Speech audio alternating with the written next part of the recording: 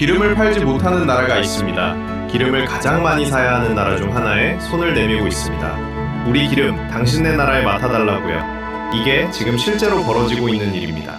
오늘 2026년 4월 14일 산업통상자원부가 공식 브리핑에서 확인한 내용입니다. 사우디아라비아, 아랍에미리트, 쿠웨이트, 세계에서 기름이 가장 많이 나는 나라들이 한국 정부에 협의를 요청해왔습니다. 이 영상 끝까지 보시면 두 가지를 정확히 알게 됩니다. 첫째, 호르무즈 봉쇄가 어떤 경로로 여러분 가게에 직접 파고드는지. 둘째, 이 위기가 역설적으로 왜 한국에 숨겨진 협상 카드를 만들어내는지. 그리고 하나 더, 호르무즈가 막히면 한국만 피해를 본다고 생각하실 겁니다. 그런데 미국도 그 봉쇄 때문에 조용히 발목이 잡혀 있습니다. 그 이유를 이 막에서 말씀드리겠습니다. 그 전에 지금 호르무즈에서 실제로 무슨 일이 벌어지고 있는지부터 보겠습니다. 타임라인이 꽤 복잡한데 이걸 모르면 지금 상황이 왜 이렇게 됐는지 이해가 안 됩니다. 2025년 6월 미국이 이란의 핵시설을 직접 폭격했습니다. 미-이란 전쟁이 시작된 겁니다. 이란은 즉각 보복 카드를 꺼냈습니다. 바로 호르무즈 해협입니다. 호르무즈 해협. 지도에서 보면 폭이 약 40km에 불과한 좁은 바닷길입니다. 그런데 이 좁은 길을 통해 전 세계 원유, 가스 물동량의 20%가 지나갑니다. 하루로 치면 약 2천만 배럴. 전 세계가 하루에 쓰는 기름의 5분의 1이 이 해협을 통과하는 겁니다. 2026년 2월 28일 이란 혁명수비대가 해협을 지나는 모든 선박에 무선 경고를 송출했습니다. 호르무즈 해협 통과를 금지한다. 공식 봉쇄세 선언은 아니었습니다. 하지만 효과는 충분했습니다. 해협 통행량은 즉시 평소의 70% 수준으로 급감했고 글로벌 유가가 흔들리기 시작했습니다. 3월 9일 WTI 기준 국제 유가가 배럴당 111달러를 돌파했습니다. 봉쇄 방송이 나온 지 9일 만입니다. 그런데 여러분, 여기서 진짜 무서운 건 따로 있습니다. 유가 상승 그 자체가 아닙니다. 한국이 이 해협에 얼마나 묶여 있는지 그 구조적 취약성입니다. 한국이 수입하는 원유의 95%가 이 호르무즈 해협을 통과합니다. 액화 천연가스, 즉 LNG도 20%가 이 해협 안쪽에서 옵니다. 중동산 원유 의존도가 이렇게 높아진 건 러시아 우크라이나 전쟁 이후 러시아산 비중이 중동으로 이동했기 때문이기도 합니다. 이 구조 하에서 봉쇄가 지속되면 어떤 일이 벌어지냐? 이미 일상에서 시작됐습니다. 국내 일부 주유소에서 배급제가 시작됐습니다. 승용차 기준 1회 주유량을 30리터로 제한하는 방식입니다. 아시아나항공은 중국 캄보디아 노선 12개 이상의 운항을 5월까지 중단했습니다.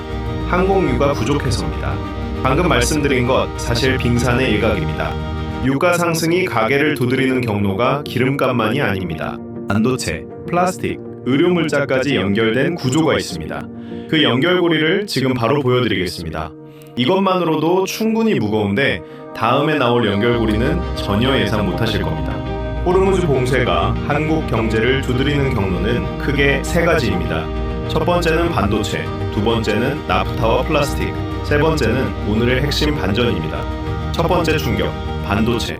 헬륨이라는 기체가 있습니다. 반도체 웨이퍼에 회로를 새길 때 발생하는 열을 식히는 냉각제로 씁니다. 노광 공정, 이온 주입 공정. 반도체 생산의 핵심 단계마다 헬륨이 들어갑니다. 그런데 이 헬륨의 전 세계 공급 중 30% 이상이 카타르에서 나옵니다. 카타르는 호르무즈 해협 안쪽에 있습니다. 봉쇄가 길어지면 카타르발 헬륨 수출길이 막힙니다. 헬륨 공급이 끊기면 삼성전자와 SK하이닉스의 반도체 냉각 공정에 직접 차질이 생깁니다. 반도체 수출이 줄면 무역 수지가 악화됩니다. 무역 수지가 나빠지면 원달러 환율이 오릅니다. 환율이 오르면 수입 물가가 다시 올라갑니다. 한 방향으로 연결된 도미노입니다. 기름, 헬륨, 반도체, 무역, 환율, 물가, 여러분의 장바구니까지 닿는 연결고리입니다. 그런데 반도체보다 더 즉각적으로, 더 일상 가까이 닿는 게 있습니다. 두 번째 충격, 나프타와 플라스틱. 잠깐, 여기서 퀴즈 하나 드리겠습니다. 지금 병원에서 부족해지기 시작한 물건이 뭔지 아십니까? 수술용 장갑입니다. 투석용 주사기입니다. 의료용 플라스틱들입니다. 왜냐하면 이것들의 원료가 나프타이기 때문입니다. 나프타는 석유를 정제할 때 나오는 중간 원료로 플라스틱, 합성섬유, 의약품의 기본 재료입니다. 호르무즈 봉쇄로 중동산 원유 공급이 줄면서 나프타 생산도 줄고 플라스틱 공급망 전체가 흔들리고 있습니다. 일본 가구 업체는 나프타 부족으로 욕실 조립 유닛 주문을 중단했습니다. 인도에서는 취사용 가스 가격 상승으로 노사 분규가 악화되고 있습니다.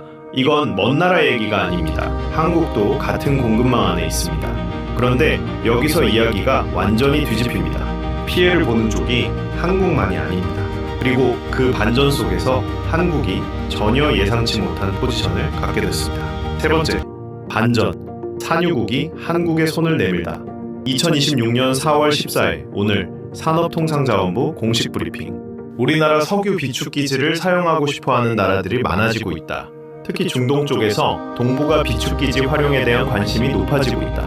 사우디아라비아, UAE, 쿠웨이트. 원유 수출이 국가 경제의 핵심인 이 나라들이 자기 기름을 한국에 맡기겠다고 협의를 요청해온 겁니다. 왜 한국인가? 이유는 간단합니다. 해협이 막히면 산유국들도 기름을 팔지 못합니다. 이란이 아니라 사우디와 UAE도 피해를 봅니다. 그래서 이 산유국들은 원유를 해협 밖에 미리 내다 놓고 싶습니다. 동북아시아에서 그걸 받아줄 수 있는 나라, 대규모 정유 인프라를 갖춘 나라가 한국입니다. 현재 한국은 국제 공동 비축 사업을 통해 UAE 국영 석유회사 ADNOC의 원유를 이미 국내 시설에 저장 중입니다. 이번에는 사우디, 쿠웨이트 등 더 많은 나라들이 그 사업에 합류하겠다는 겁니다.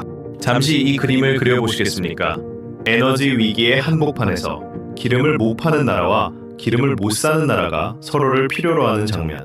이게 지금 벌어지고 있는 현실입니다. 그리고 여기서 더 놀라운 반전이 하나 더 있습니다. 미국 서부 해안 이야기입니다.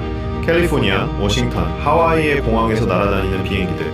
이 비행기들이 쓰는 항공유의 85%가 어디서 만들어지는지 아십니까? 한국입니다. 미국은 셰일가스 혁명으로 에너지 자립국이 됐다고 합니다. 하지만 미국산 셰일 오일은 경질류, 즉 밀도가 낮은 기름입니다. 항공유를 뽑아내는데 적합한 건 중질류, 밀도가 높고 점성이 강한 기름입니다. 그 중질류를 세계 최고 수준으로 정제하는 능력을 가진 나라가 한국입니다.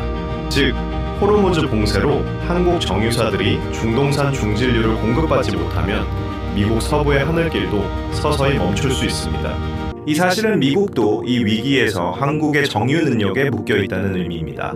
아까 인트로에서 미국도 발목이 잡혀 있다고 말씀드렸죠? 바로 이겁니다.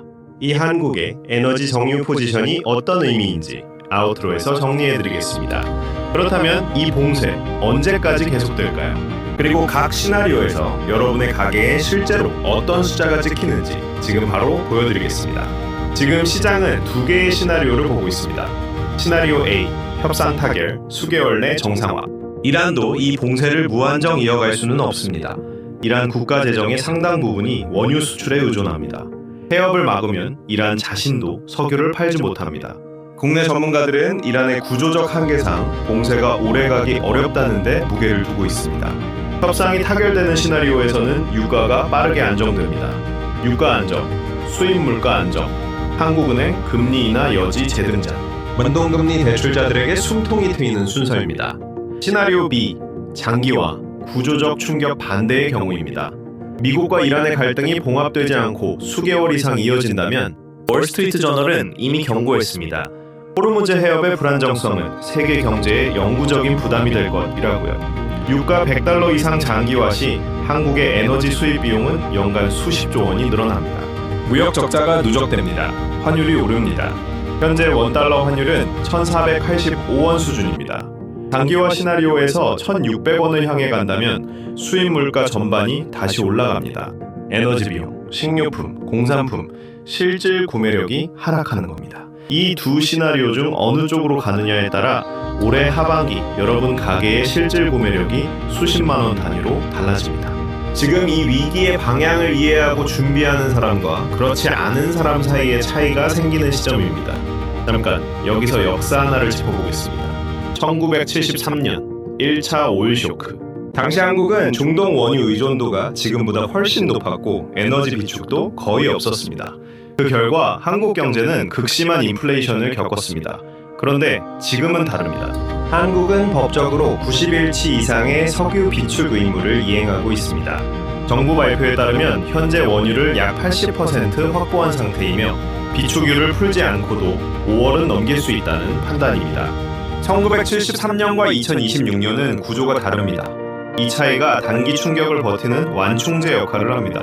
가계 차원에서 지금 점검할 것 3가지. 첫째, 변동금리 대출자라면 고정금리 전환 시점을 점검하십시오. 유가 상승, 물가 상승, 금리 인하 지연의 연결 구조가 이미 작동 중입니다. 둘째, 에너지 지출 구조를 점검하십시오. 단기적으로는 주유비, 난방비, 중기적으로는 전기차 전환 여부, 대중교통 활용도. 작은 변화가 장기화 시나리오에서 누적 차이를 만듭니다. 셋째, 이 위기가 한국에만 일방적으로 불리한 구조가 아니라는 점을 이해하십시오. 한국의 정유 인프라와 비축 시설은 지금 이 위기에서 글로벌 협상 자산으로 부상하고 있습니다. 이 사실은 이 위기의 바닥이 생각보다 단단하다는 의미이기도 합니다. 그런데 이 협상력, 사실 반도체와도 직접 연결됩니다. 헬륨 재고가 실제로 얼마나 남아있는지, 삼성 하이닉스가 버틸 수 있는 기간이 몇 개월인지 그 숫자는 다음 영상에서 직접 들어가겠습니다. 인트로에서 드린 질문으로 돌아가겠습니다. 기름을 팔지 못하는 산유국이 왜 기름을 못 사는 한국에 손을 내밀었는가? 답은 간단합니다. 한국은 단순한 에너지 소비국이 아닙니다. 세계 최고 수준의 정유 인프라, 동부가 최대 석유 비축 시설, 미국 서부 항공유의 85%를 공급하는 중진류 정제 능력. 이 능력들이 에너지 위기 속에서 오히려 한국의 협상 포지션을 만들어냈습니다. 그리고 두 번째, 미국도 이 봉쇄에 발목이 잡혀 있다는 것. 미국 서부의 항공유 공급망이 한국 정유 능력에 의존하는 구조. 이 사실이 트럼프 행정부의 압박 전략에도 보이지 않는 제약으로 작동하고 있습니다. 물론 단기적으로는 고통스럽습니다. 주유소 배급제, 항공노선 축소, 물가 상승, 이건 현실입니다. 외면하지 않는 게 중요합니다. 하지만 이 위기를 구조적으로 이해하는 것과 막연히 불안해하는 것은 다릅니다. 오늘 이 영상이 그 이해의 출발점이 되셨으면 합니다. 다음 편에서는 호르무즈 봉쇄가 반도체 공급망에 미치는 충격을 직접 수치로 들어갑니다. 카타르발 헬륨 재고, 삼성 하이닉스의 실제 버퍼 기간, 그리고 대체 공급처가 있는지 숫자로 보면 지금 우리가 어느 위치에 있는지 훨씬 선명하게 보입니다. 연결경제학이었습니다.